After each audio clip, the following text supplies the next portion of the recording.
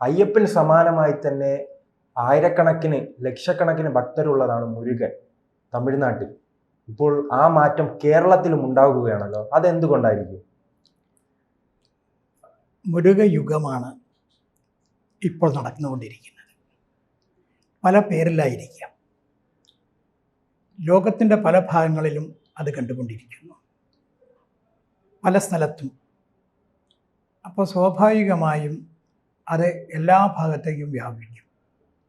അയ്യപ്പന് സമാനമായിട്ടില്ല അല്ലെങ്കിലും ഇപ്പോൾ ആ നിലയിലേക്ക് അത് എത്തിപ്പെടും. തമിഴ്നാട്ടിലെ മുരുക ഭക്ത സംഗമം നടന്നു. അവർ പ്രതീക്ഷിച്ചത് 4 ലക്ഷം ആളുകളെയാണ് അതിൽ പങ്കെടുക്കുന്നത്. 7 ലക്ഷത്തിലെ ആൾക്കാർ അതിലേക്ക് കടന്നു വന്നു. സ്ഥലം തയ്യില്ല, അവിടെ എത്തിപ്പെടാൻ സാധിച്ചില്ല. മുരുകൻ അവരുടെ ജീവിതത്തിൻ്റെ ഒരു ഭാഗമായി തീർന്നതുണ്ട്. നേരത്തെ മുതൽ അങ്ങനെയാണ് തമിഴ്നാട്ടിൽ. പക്ഷെ കേരളത്തിലേക്ക് മുരുകക്ഷേത്രങ്ങൾ ധാരാളമുണ്ട്, കാവടിയാടുന്ന ആൾക്കാർ ധാരാളമുണ്ട്. പക്ഷെ ഇതൊരു ആവേശമായിരുന്നില്ല ആ സമയത്ത് മാത്രമുള്ള. കാവടിയെ കുറിച്ച് പറഞ്ഞത് കൊണ്ടാണ് അതിനെ വിമർശിച്ച് മാറ്റി നിർത്താനും ചിലർ ശ്രമിച്ചിരുന്നു. ആ കുഴിയിൽ വീണത് കൊണ്ടായിരിക്കുമോ കേരളം മാറി നടന്നത്? ആയിരിക്കും ആ സമയത്ത്. കാരണം കേരളത്തിലെ ഇത്തരം കാര്യങ്ങളെ മുഴുവൻ വിമർശിച്ചിരുന്ന ഒരു കാലം ഉണ്ടായിരുന്നു. സായിബാബയെ വിമർശിച്ചിരുന്നു, അതിൻ്റെ എതിരായിട്ട് നാടകം ഇറങ്ങി. ഹിന്ദുക്കൾ നടത്തുന്ന സർവ്വതിനെയും വിമർശിച്ചുകൊണ്ട് നാടകങ്ങൾ ഇറങ്ങിയിട്ടുണ്ട്, സിനിമകൾ ഇറങ്ങിയിട്ടുണ്ട്, ഇതെല്ലാം ഇറങ്ങിയിട്ടുണ്ട്. ഇതേപോലെ തന്നെ സായിബാബയെ കുറിച്ച് പറയുമ്പോൾ മാതാമൃതാനന്ദമയ അത് നാം കഴിഞ്ഞ ആഴ്ച കണ്ടതാണ്. അതെ, അതാ പറഞ്ഞത്. എങ്ങോട്ടാ പോകണമെന്നുള്ളത് അവരെന്നെ ചിന്തിക്കണം. അപ്പം ഇതിനെല്ലാം വിമർശിച്ചിരുന്നു. എൻ്റെ ഒരു അനുഭവം ഇപ്പോൾ ഈ മുരുക ഭക്തന്മാരുടെ കാര്യത്തിൽ, മുരുക ഭക്തന്മാർ ധാരാളം ആവേശത്തോടു കൂടി മുരുകന് വേണ്ടിയിട്ട് ഇറങ്ങുകയാണ്. എതിർത്തിരുന്ന ധാരാളം ആൾക്കാർ ആ കൂട്ടത്തിലുണ്ട്. അവർ മുഴുവൻ കാവടി എടുത്ത് അടുത്ത ദിവസം പൂജപ്പുര മൈതാനത്ത് നമ്മളെ വിജയദശമി ദിവസം ചെങ്കാടൂരിൽ നിന്ന് കാവടി ഘോഷയാത്ര നടത്തി. ആ കാവടി ഘോഷയാത്രയിൽ കവളിൽ കുത്തിക്കൊണ്ടുള്ള ഘോഷയാത്ര ആൾക്കാരുണ്ടായിരുന്നു. നല്ലൊരു വിഭാഗം ആരൊക്കെയായിരുന്നു എതിർത്തിരുന്നത്? അവരുടെ കുടുംബത്തിലുള്ള ആൾക്കാരും അവരൊക്കെ തന്നെയായിരുന്നു. ഇപ്പോൾ വേണമെങ്കിൽ മാതാമൃതമയിൻ്റെ അടുത്ത് പോയതുപോലെ ഞങ്ങൾ വിശ്വാസികളാണ് എന്ന് പറയാം, ആളുകളെ കബളിപ്പിക്കാൻ വേണ്ടിയിട്ട്. അല്ലെങ്കിൽ വിശ്വാസം കൊണ്ടേ കേരളത്തിൽ രക്ഷപ്പെടൂ എന്നുള്ള ചിന്താഗതി അവരിലേക്ക് വന്നിട്ടുണ്ടാകാം.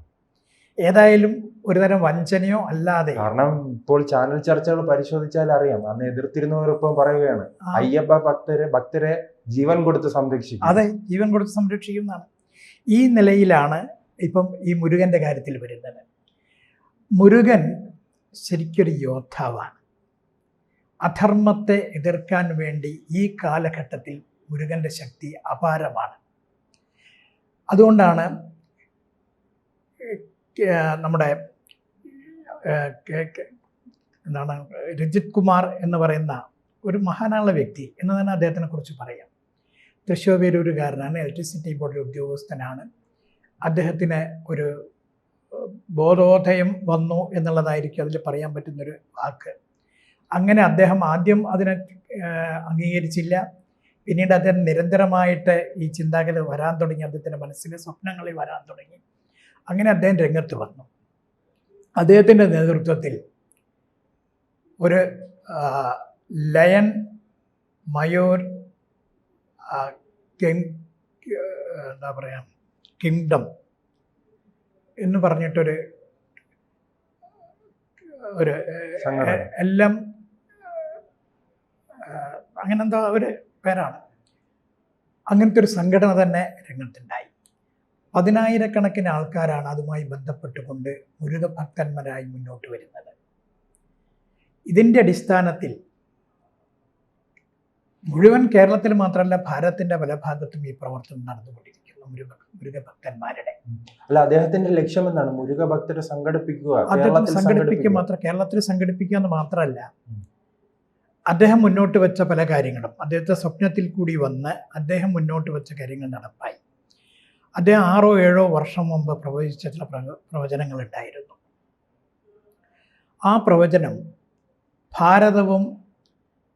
ഭാരതത്തിനോട് ചേർന്ന് നിന്ന സാംസ്കാരികമായുള്ള പ്രദേശങ്ങളും ഒന്നായിത്തീരും ഭാവിയിൽ എന്ന് അദ്ദേഹം പ്രവചിച്ചു.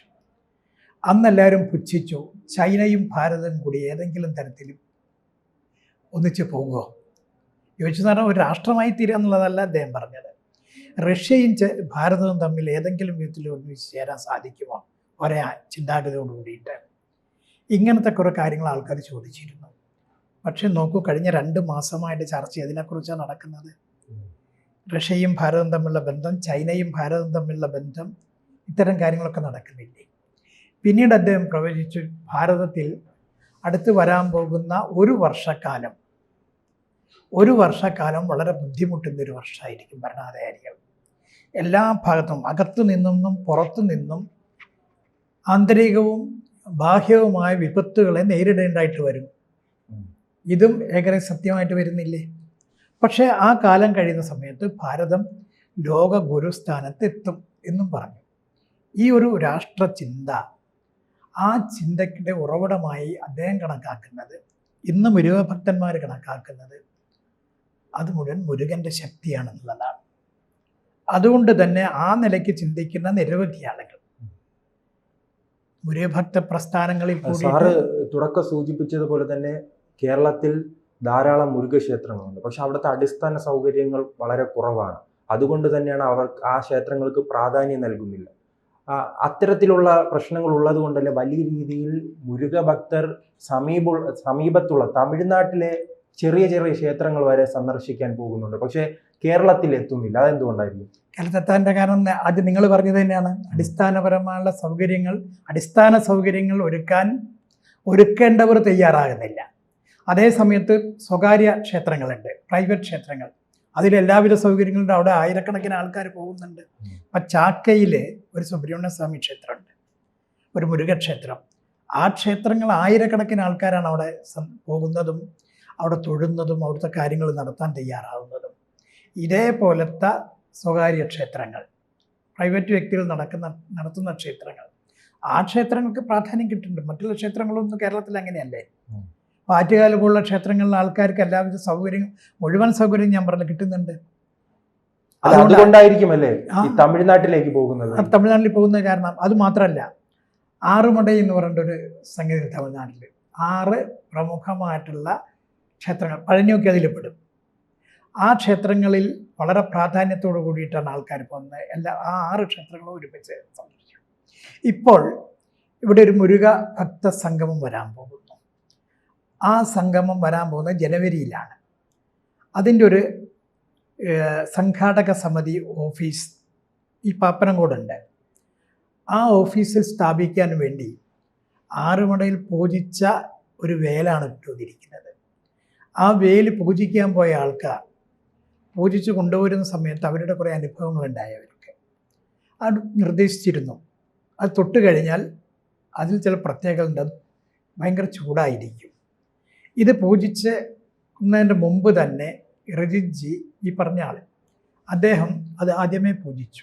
അദ്ദേഹം പറഞ്ഞു, അങ്ങനെ കൊണ്ടുപോയി പൂജിച്ചിട്ട് അത് വളരെ ആൾക്കാർ, അതിൽ വന്നിരിക്കുന്ന 100 കണക്കിന് ആൾക്കാരാണ് ആ സാധനം ഇവിടുത്തെ ഒരു പാവങ്ങൾ താമസിക്കുന്ന ഏരിയയിലുള്ള ഒരു ക്ഷേത്രത്തിൽ നിന്ന് സാഗസംഘ ഓഫീസിലേക്ക് കൊണ്ടുവന്നത്. 100 കണക്കിന് ആൾക്കാർ ഒരു പ്രചരണം കൊടുത്തിരുന്നില്ല. ആ പരിപാടിയിൽ പങ്കെടുത്തു, അവിടെ കൊണ്ടുവന്ന് പ്രദർശിച്ചു. ഇന്ന് ആൾക്കാർ വരുന്നു. 2 ദിവസം മുമ്പ് വിശ്വാസികളെ സംബന്ധിച്ചോളം സ്വീകരിക്കാൻ ഒരു സംഗതി, ഒരു മയിൽ വന്നു അവിടെ. ഇവിടെ ഈ കാലത്ത് ടൗണിൻ്റെ അകത്ത് എവിടെ നിന്നാണ് മയിൽ വരുന്നത്? ഒരു മയിൽ വന്നു.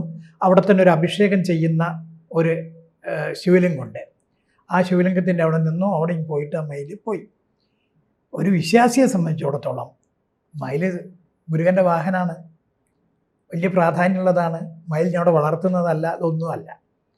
അപ്പം ആൾക്കാർക്ക് വിശ്വസിക്കത്തക്ക ചില കാര്യങ്ങൾ ഇവിടെ നടന്നുകൊണ്ടിരിക്കുന്നു. അതുകൊണ്ട് തന്നെ മുരുകഭക്തന്മാരുടെ എണ്ണം വർദ്ധിക്കുന്നു, അതിന് പ്രചാരം കിട്ടുന്നു. അത് ഈ രാജ്യത്തിന്, അതിൻ്റെ ഏറ്റവും അന്തിമമായുള്ള ഗുണം രാഷ്ട്രത്തിനാണ്. അതിന് വലിയൊരു പ്രത്യേകതയുണ്ട്. വേറെ ഒരു ക്ഷേത്രങ്ങളിൽ ഒരു ദൈവത്തിനെ കുറിച്ചിട്ടും രാഷ്ട്രത്തെക്കുറിച്ച് പറയുന്നത്. ഇതിപ്പോൾ രാഷ്ട്രായ സ്വാഹ ഇദം നമമ എന്നുള്ളൊരു സങ്കല്പമുണ്ടല്ലോ. ആ രാഷ്ട്രത്തിന് വേണ്ടിയിട്ടുള്ള ഒരു വലിയ എത്തിനോട്ടം ഈ മുരുക ഭക്തരിൽ കൂടിയിട്ട് മുരുക ഭഗവാൻ കൊടുക്കുന്നു എന്നുള്ളതാണ് ഇന്ന് അതിൻ്റെ പ്രവർത്തകരും ഈ മുരുക ശക്തിയെ വീണ്ടെടുക്കാൻ വേണ്ടി ശ്രമിക്കുന്നവരും എല്ലാവരും നടത്തുന്നത്. എനിക്ക് തോന്നുന്നു അതിൻ്റെ ഭാഗമല്ലേ ഒരു പക്ഷേ പാർലമെൻറ്റിൽ സ്ഥാപിച്ചിരിക്കുന്ന കോതണ്ട്. അത് കൊണ്ടുവന്ന് തമിഴ്നാട്ടിൽ നിന്നാണല്ലോ. അതിന് വലിയൊരു പവർ ഉണ്ടല്ലോ, വെറുതെ സ്ഥാപിച്ചതല്ലല്ലോ. അപ്പം ഇതിൻ്റെ ഭാഗമായിരിക്കും. ഇത് ലോകത്തിലേക്ക് തന്നെ വ്യാപിക്കുകയാണ്. ഈ സമയത്ത് സ്വാഭാവികമായിട്ടും സാംസ്കാരിക ഭാരതം വരാം. ശ്രീലങ്കയിൽ നിന്നൊക്കെ ആൾക്കാർ ഈ മുരുക സംഘവുമായി ബന്ധപ്പെട്ട് മുരുകൻ്റെ ആൾക്കാരായിട്ട് വന്നുകൊണ്ടിരിക്കുന്നു പല ഭാഗത്തുനിന്നും. അതുകൊണ്ട് തന്നെ മാറ്റങ്ങൾ സംഭവിക്കാം. മുരുക ഭക്തിയിൽ കൂടിയിട്ട്, മുരുക ശക്തിയിൽ കൂടിയിട്ട് മാറ്റങ്ങൾ സംഭവിക്കാം. കൂടുതൽ വാർത്തകളും വിശേഷങ്ങളും നിങ്ങളിലേക്ക് എത്താൻ ABC മലയാളം സബ്സ്ക്രൈബ് ചെയ്യുക, ബെൽ ബട്ടണും അമർത്തുക.